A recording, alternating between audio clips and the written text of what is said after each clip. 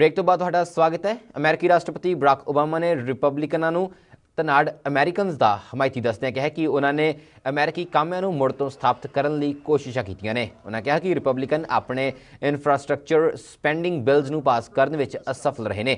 Washington DC 'ਚ building trades conference ਵਿੱਚ ਉਹਨਾਂ ਕਿਹਾ ਕਿ ਉਹ ਅਮਰੀਕਾ ਨੂੰ ਅਮਰੀਕਾ ਬਣਾਉਣ ਦਾ ਸੁਪਨਾ ਰੱਖਦੇ ਨੇ ਅਤੇ ਅਜਿਹਾ ਤਾਂ ਹੀ ਹੋ ਸਕਦਾ ਜੇਕਰ ਉਹਨਾਂ ਨੂੰ ਮੁੜ ਤੋਂ ਅਮਰੀਕਾ ਦੀ ਅਗਵਾਈ ਕਰਨ ਦਾ ਮੌਕਾ ਦਿੱਤਾ ਜਾਵੇ। It is time we take some of the money that we spend on wars, use half of it to pay down our debt, and then use the rest of it to do some nation building right here at home. As we speak, the House Republicans are refusing to pass a bipartisan bill that could guarantee work for millions of construction workers. Already passed the Senate. Ready to go. Ready to put folks back to work. Used to be the easiest bill to pass in Washington used to be getting roads and bridges built. Because it's not like only Democrats are allowed to use these things. Everybody's permitted. New York city ਵਿੱਚ Wales Fargo ਦੇ ਦਫ਼ਤਰ 'ਚ ਸ਼ੱਕੀ white powder ਭੇਜੇ ਜਾਣ ਤੋਂ ਬਾਅਦ Wales Fargo ਦੀਆਂ 5 ਬ੍ਰਾਂਚਾਂ ਨੂੰ ਬੰਦ ਕਰ ਦਿੱਤਾ ਗਿਆ। ਸ਼ੱਕੀ ਵਾਈਟ ਪਾਊਡਰ ਨੂੰ ਲਿਫਾਫਿਆਂ ਵਿੱਚ ਭੇਜਿਆ ਗਿਆ ਤੇ ਨਿਊਯਾਰਕ ਸਿਟੀ ਵਿੱਚ ਮਾਮਲੇ ਦੀ ਜਾਂਚ ਕੀਤੀ ਜਾ ਰਹੀ ਹੈ। ਨਿਊਯਾਰਕ ਸਿਟੀ ਪੁਲਿਸ ਡਿਪਾਰਟਮੈਂਟ ਨੇ ਫਿਲਹਾਲ ਇਹਨਾਂ ਸ਼ੱਕੀ ਲਿਫਾਫਿਆਂ ਬਾਰੇ ਕੋਈ ਵੀ ਬਿਆਨ ਜਾਰੀ ਨਹੀਂ ਕੀਤਾ। ਵੈਲਜ਼ ਫਾਰਗੋ ਅਮਰੀਕਾ ਦਾ ਸਭ ਤੋਂ ਵੱਡਾ ਚੌਥਾ ਬੈਂਕ ਹੈ ਤੇ ਸ਼ਹਿਰ ਵਿੱਚ ਅਜਿਹੀ ਵਾਰਦਾਤ ਤੋਂ ਬਾਅਦ ਪੁਲਿਸ ਵੱਲੋਂ ਪੂਰੀ ਚੌਕਸੀ ਵਰਤੀ ਜਾ ਰਹੀ ਹੈ ਤਾਂ ਜੋ ਉਸਾਮਾ ਬਿਨ ਲਾਦਨ ਦੇ ਮਾਰੇ ਜਾਣ ਦੀ ਪਹਿਲੀ ਬਰਸੀ ਮੌਕੇ ਕੋਈ ਅੱਤਵਾਦੀ ਘਟਨਾ ਨਾ ਵਾਪਰ ਜਾਏ। ਜਦੋਂ ਤੱਕ ਇਸ ਸਾਰੇ ਮਾਮਲੇ ਦੀ ਜਾਂਚ ਮੁਕੰਮਲ ਨਹੀਂ ਹੋ ਜਾਂਦੀ ਉਦੋਂ ਤੱਕ ਵੈਲਜ਼ ਫਾਰਗੋ ਦੀਆਂ ਬ੍ਰਾਂਚਾਂ ਨੂੰ ਬੰਦ ਰੱਖਿਆ ਜਾਏਗਾ।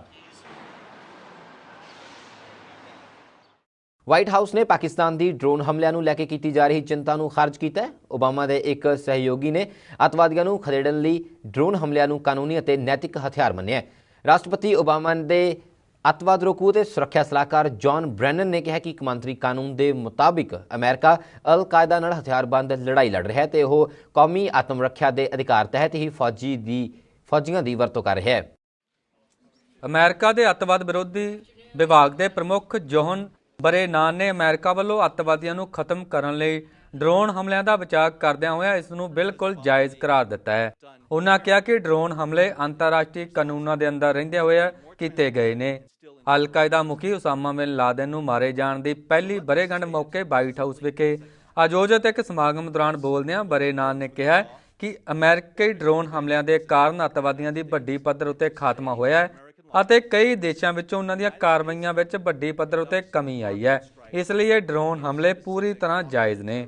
ਉਹਨਾਂ ਆਖਿਆ ਕਿ ਅਮਰੀਕਾ ਵੱਲੋਂ ਡਰੋਨ ਮਿਜ਼ਾਈਲਾਂ ਦੀ ਵਰਤੋਂ ਅੰਤਰਰਾਸ਼ਟਰੀ ਕਾਨੂੰਨਾਂ ਦੇ ਤਹਿਤ ਰਹਿੰਦੇ ਹੋਏ ਕੀਤੀ ਗਈ ਹੈ। ਦੱਸ ਦੇਈਏ ਕਿ ਅਮਰੀਕਾ ਵੱਲੋਂ ਅਫਗਾਨਿਸਤਾਨ ਅਤੇ ਪਾਕਿਸਤਾਨ ਵਿੱਚ ਅੱਤਵਾਦੀਆਂ ਦੀਆਂ ਲੁਕਣਗਾਹਾਂ ਉੱਤੇ ਬੀਤੇ ਕੁਝ ਸਾਲਾਂ ਦੌਰਾਨ ਵੱਡੀ ਪੱਧਰ ਉੱਤੇ ਡਰੋਨ ਹਮਲੇ ਕੀਤੇ ਜਾਂਦੇ ਰਹੇ ਨੇ, ਜਿਸ ਕਾਰਨ ਅਮਰੀਕਾ ਨੂੰ ਕਈ ਦੇਸ਼ਾਂ ਦੀ ਆਲੋਚਨਾ ਦਾ ਵੀ ਸਾਹਮਣਾ ਕਰਨਾ ਪੈ ਰਿਹਾ ਹੈ। ਖਾਸ ਕਰਕੇ ਪਾਕਿਸਤਾਨੀ ਖੇਤਰ ਅੰਦਰ ਕੀਤੀਆਂ ਇਸ ਤਰ੍ਹਾਂ ਦੀਆਂ ਕਾਰਵਾਈਆਂ ਕਾਰਨ ਪਾਕਿਸਤਾਨੀ ਲੋਕਾਂ ਵੱਲੋਂ ਅਮਰੀਕਾ ਦਾ ਕਾਫੀ ਵਿਰੋਧ ਕੀਤਾ ਜਾ ਰਿਹਾ ਹੈ। ਇਸ ਦੇ ਚੱਲਦਿਆਂ ਪਾਕਿਸਤਾਨ ਅਤੇ ਅਮਰੀਕਾ ਦੇ ਆਪਸੀ ਸਬੰਧਾਂ ਵਿੱਚ ਵੀ ਕਾਫੀ ਤਣਾਅ ਆਇਆ ਹੈ। ਪਰ ਬਰੇਨਾਨ ਨੇ ਆਖਿਆ ਕਿ ਅੱਤਵਾਦ ਨੂੰ ਖਤਮ ਕਰਨ ਲਈ ਅਮਰੀਕਾ ਨੂੰ ਜੋ ਵੀ ਕਾਰਵਾਈ ਕਰਨੀ ਪਈ ਉਸ ਵੱਲੋਂ ਕਾਰਵਾਈ ਕੀਤੀ ਜਾਏਗੀ।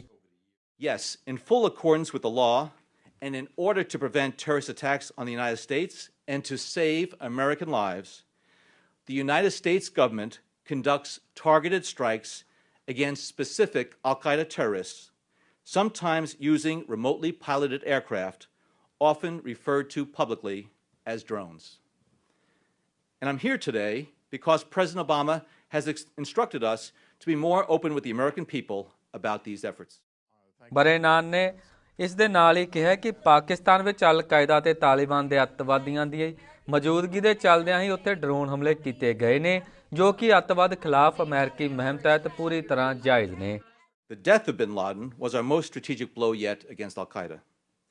Credit for that success belongs to the courageous forces who carried out that mission at extraordinary risk to their lives, to the many intelligence professionals who pieced together the clues over the years that led to bin Laden's hideout, and to President Obama who gave the order to go in. United States ਵਿੱਚ Wall Street ਤੇ ਕਬਜ਼ਾ ਜਮਾਓ ਮੁਹਿੰਮ ਵੱਲੋਂ 1 ਮਈ ਨੂੰ ਤੈਅਸ਼ੁਦਾ programme ਤਹਿਤ ਪ੍ਰਦਰਸ਼ਨ ਕਰਨ ਦੇ ਫੈਸਲੇ ਨੂੰ ਦੇਖਦਿਆਂ ਪੁਲਿਸ ਵੱਲੋਂ ਸਖਤ ਪ੍ਰਬੰਧ ਕੀਤੇ ਗਏ। ਵਾਲ ਸਟਰੀਟ ਪ੍ਰਦਰਸ਼ਨਕਾਰੀਆਂ ਨੇ ਮੈਨਹਟਨ ਅਤੇ ਹੋਰਨਾਂ ਵਿੱਤੀ ਸੰਸਥਾਵਾਂ ਮੂਹਰੇ ਪ੍ਰਦਰਸ਼ਨ ਕਰਨ ਦਾ ਪ੍ਰੋਗਰਾਮ ਐਲਾਨਿਆ ਹੋਇਆ ਸੀ। ਵਿਸ਼ਵ ਵਿੱਚ 1 ਮਈ ਕਿਰਤੀ ਦਿਵਸ ਦੇ ਤੌਰ ਤੇ ਮਨਾਇਆ ਜਾਂਦਾ ਹੈ। ਪ੍ਰਦਰਸ਼ਨਾਂ ਨੂੰ ਦੇਖਦਿਆਂ ਨਿਊਯਾਰਕ ਸਿਟੀ 'ਚ ਵੱਡੀ ਗਿਣਤੀ ਵਿੱਚ ਪੁਲਿਸ ਬਲ ਦੀ ਤੈਨਾਤੀ ਕੀਤੀ ਗਈ ਤਾਂ ਜੋ ਪ੍ਰਦਰਸ਼ਨਕਾਰੀ ਨਿਊਯਾਰਕ ਸਟਾਕ ਐਕਸਚੇਂਜ ਮੂਹਰੇ ਪ੍ਰਦਰਸ਼ਨ ਨਾ ਕਰ ਸਕਣ। ਮਈ ਦਿਵਸ ਮੌਕੇ ਅਮਰੀਕਾ ਦੇ ਸ਼ਿਕਾਗੋ, ਹਿਊਸਟਨ, ਲਾਸ ਐਂਜਲਸ ਅਤੇ ਫਿਲਾਡੈਲਫੀਆ ਸਮੇਤ 115 ਸ਼ਹਿਰਾਂ ਵਿੱਚ ਪ੍ਰਦਰਸ਼ਨ ਕੀਤੇ ਜਾਣ ਦੀ ਪੁਲਿਸ ਵੱਲੋਂ ਪੁਸ਼ਟੀ ਕੀਤੀ ਗਈ ਸੀ।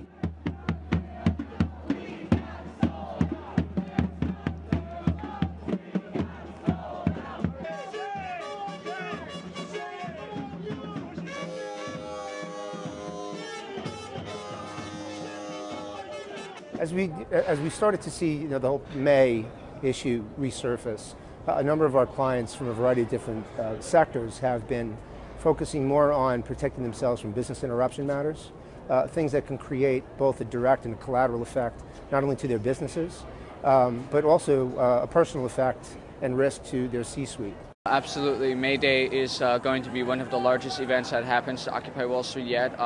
It's going to be well over 100,000 people, and the summer is going to be looking really exciting. It's going to be much more warmer weather, and we're going to continue the actions we've done against Bank of America, American Legislative Exchange Council, Goldman Sachs, the prison industrial complexes, amongst many other targets. People have had enough, that the 1% have been running things in this country for way too long, and that the normal ways of addressing our government aren't getting the job done. So we need to get out on the streets, raise a ruckus, and show them that we're not going to really take it anymore. America 'ਚ 11 ਸਤੰਬਰ 2001 ਨੂੰ ਕੱਟੜਪੰਥੀਆਂ ਦੇ ਹਵਾਈ ਹਮਲੇ 'ਚ world trade centre ਯਾਨੀ twin tower ਤਬਾਹ ਹੋ ਗਿਆ ਸੀ। ਹੁਣ ਉਸੇ ਜਗ੍ਹਾ ਤੇ ਫਰੀडम ਟਾਵਰ ਨਾਂ ਦੀ ਇਮਾਰਤ ਦੀ ਉਸਾਰੀ ਕੀਤੀ ਜਾ ਰਹੀ ਹੈ। ਇਹ ਇਮਾਰਤ 541 ਮੀਟਰ ਉੱਚੀ ਹੋਏਗੀ ਅਤੇ ਇਸ ਦੇ ਸਾਲ 2013 ਤੱਕ ਮੁਕੰਮਲ ਹੋਣ ਦੀ ਸੰਭਾਵਨਾ ਜਤਾਈ ਜਾ ਰਹੀ ਹੈ। ਅਮਰੀਕੀ ਸ਼ਹਿਰ ਨਿਊਯਾਰਕ ਵਿੱਚ ਉਸ ਜਗ੍ਹਾ ਗਗਨਚੁੰਬੀ ਇਮਾਰਤ ਬਣਾਈ ਜਾ ਰਹੀ ਹੈ ਜਿੱਥੇ ਕਦੇ ਟਵਿਨ ਟਾਵਰ ਹੁੰਦੇ ਸਨ। ਇਹਨਾਂ ਟਵਿਨ ਟਾਵਰ ਨੂੰ ਕੱਟੜਪੰਥੀਆਂ ਨੇ 11 ਸਤੰਬਰ 2001 ਨੂੰ ਤਬਾਹ ਕਰ ਦਿੱਤਾ ਸੀ। ਇਹ ਇਮਾਰਤ ਨਿਊਯਾਰਕ ਸ਼ਹਿਰ ਦੀ ਸਭ ਤੋਂ ਉੱਚੀ ਇਮਾਰਤ ਹੋਏਗੀ। ਸੋਮਵਾਰ ਨੂੰ ਇਸ ਵਿੱਚ ਸਟੀਲ ਦੇ ਕਾਲਮ ਜੋੜੇ ਗਏ ਜਿਸ ਨਾਲ ਇਹਨਾਂ ਦੀ ਉਚਾਈ 1270 ਫੁੱਟ ਯਾਨੀ 387 ਮੀਟਰ ਹੋ ਗਈ ਹੈ। ਇਸ ਤਰ੍ਹਾਂ ਇਹ ਇਮਾਰਤ ਐਮਪਾਇਰ ਸਟੇਟ ਬਿਲਡਿੰਗ ਤੋਂ ਵੀ 20 ਫੁੱਟ ਯਾਨੀ 6 ਮੀਟਰ ਜ਼ਿਆਦਾ ਹੋ ਗਈ ਹੈ। I don't have to convince anybody that the view from this building is absolutely spectacular, looking north, south, east, or west. In fact, if you look to the west and really crane your neck, you can see Alaska. And by the time we reach the top of the building in the coming weeks, I think that Asia may be in full view. All kidding aside, it's been a long, difficult journey over many years to achieve this significant milestone. New York and the New York, New Jersey region, and probably the world, has never seen a more complex construction project. Not simply for the sheer physical challenges it has presented, and there have been many, but also because of the emotional significance of this site. To the murderous attacks of led to the deaths of nearly 3,000 people that occurred here, to the buildings that once stood here so majestically, and to what has now risen here so magnificently. A year ago, right now, Navy SEALs were storming a compound in Abbottabad and taking out the man responsible for the killing of 3,000 people right here. And today, the people of the Port Authority of New York and New Jersey, in becoming the tallest building in New York, send a very clear message. They didn't win. ਹੁਣ ਇਹ ਨਵੀਂ ਇਮਾਰਤ empire state building ਤੋਂ ਉੱਚੀ ਹੁੰਦੀ ਜਾ ਰਹੀ ਹੈ ਜਿਸ ਨੂੰ ਫਰੀडम ਟਾਵਰ ਦਾ ਨਾਂ ਦਿੱਤਾ ਗਿਆ ਹੈ। ਇਸ ਵਿੱਚ ਅਜੇ ਹੋਰ ਮੰਜ਼ਲਾਂ ਜੋੜੀਆਂ ਜਾਣੀਆਂ ਨੇ ਜਿਨ੍ਹਾਂ ਦਾ ਕਾਰਜ 1 ਸਾਲ ਤੋਂ ਪਹਿਲਾਂ ਮੁਕੰਮਲ ਹੋਣ ਦੀ ਉਮੀਦ ਨਹੀਂ ਹੈ। ਫਰੀडम ਟਾਵਰ ਦੀ ਉਚਾਈ 1776 ਫੁੱਟ ਯਾਨੀ 541 ਮੀਟਰ ਹੋਏਗੀ ਅਤੇ ਮੰਨਿਆ ਜਾ ਰਿਹਾ ਹੈ ਕਿ ਸਾਲ 2013 ਦੇ ਅਖੀਰ ਤੱਕ ਇਸ ਦਾ ਨਿਰਮਾਣ ਕਾਰਜ ਪੂਰਾ ਹੋਣ ਤੋਂ ਬਾਅਦ ਇਸ ਨੂੰ ਅਮਰੀਕਾ ਦੀ ਸਭ ਤੋਂ ਉੱਚੀ ਇਮਾਰਤ ਹੋਣ ਦਾ ਰਸਮੀ ਤੌਰ ਤੇ ਐਲਾਨ ਵੀ ਕਰ ਦਿੱਤਾ ਜਾਏਗਾ। ਬਿਊਰੋ ਰਿਪੋਰਟ, ਜੀ Punjab.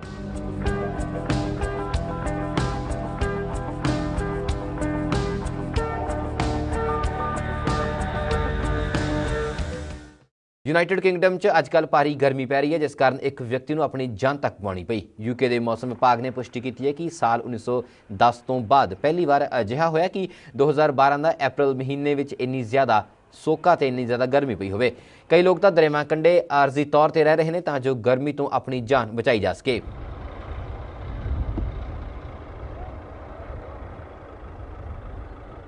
We live just on the river, so our house is still dry at the moment, but we'll have to wait and see. Canada ਦੇ ਬ੍ਰਿਟਿਸ਼ ਕੋਲੰਬੀਆ ਦੇ ਇੱਕ ਵਿਅਕਤੀ ਨੂੰ ਜਾਪਾਨ ਦੀ ਨੰਬਰ ਪਲੇਟ ਵਾਲਾ ਹਾਰਲੇ ਡੇਵਿਡਸਨ ਮੋਟਰਸਾਈਕਲ ਲੱਭਿਆ, ਜਿਹੜਾ ਕਿ ਇੱਕ ਕੰਪਾਊਂਡ ਵਿੱਚ ਤੈਰਦਾ ਹੋਇਆ ਬ੍ਰਿਟਿਸ਼ ਕੋਲੰਬੀਆ ਤੱਟ ਤੇ ਆ ਗਿਆ ਸੀ। ਇਹ ਮੋਟਰਸਾਈਕਲ ਸੁਨਾਮੀ ਦੌਰਾਨ ਪੈਸੀਫਿਕ ਓਸ਼ਨ ਵਿੱਚ ਤੈਰਦਾ ਹੋਇਆ ਬ੍ਰਿਟਿਸ਼ ਕੋਲੰਬੀਆ ਪਹੁੰਚਿਆ ਹੋਇਆ ਹੋਵੇਗਾ। Lo and behold, this time you come across something that's just out of this world. ਸਾਲ ਕੁ ਪਹਿਲਾਂ ਜਾਪਾਨ ਵਿੱਚ ਸੁਨਾਮੀ ਨੇ ਭਾਰੀ ਤਬਾਹੀ ਮਚਾਈ ਸੀ ਤੇ ਉੱਥੇ ਹਜ਼ਾਰਾਂ ਲੋਕ ਮਾਰੇ ਗਏ ਸਨ ਅਤੇ ਲੱਖਾਂ ਲੋਕਾਂ ਨੂੰ ਬੇਘਰ ਹੋਣਾ ਪਿਆ ਸੀ।